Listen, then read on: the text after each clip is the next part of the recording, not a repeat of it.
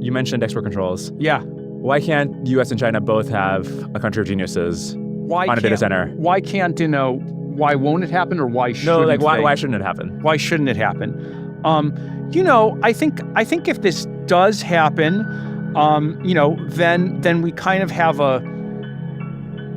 we could have a few situations. If we have like an offense-dominant situation, we could have a situation like nuclear weapons, but like more dangerous, right? Where it's like, kind of either side could easily destroy everything.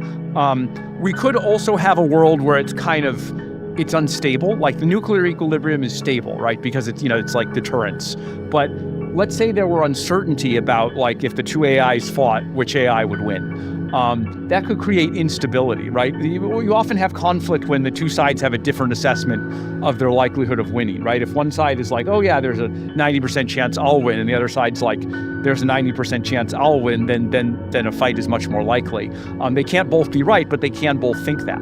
But this seems like a fully general argument against the diffusion of AI technology, that's the implication of this world. Let me just go on, because I think we will get diffusion eventually.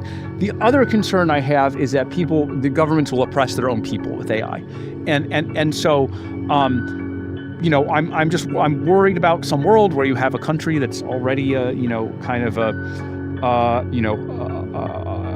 there's a government that kind of already is kind of building a high-tech authoritarian state. And to be clear, this is about the government. This is not about the people. Like people, we need to find a way for people everywhere to benefit. My worry here is about governments. My worry is if the world gets carved up into two pieces, one of those two pieces could be authoritarian or totalitarian in a way that's very difficult to displace. Now, will governments eventually get powerful AI? And there's risk of authoritarianism. Yes. Will governments eventually get powerful AI? And there's risk of kind of bad equilibria. Yes, I think both things. But the initial conditions matter, right? At some point we're going to need to set up the rules of the road. I'm not saying that one country, either the United States or a coalition of democracies, which I think would be a better setup, although it requires more international cooperation than we currently seem to want to make.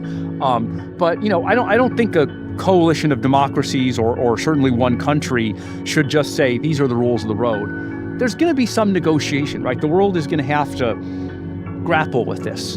And what I would like is that the democratic nations of the world, those with whose governments represent closer to pro-human values, are holding a stronger hand, that have more leverage when the rules of the road are set. And so I'm very concerned about that initial condition.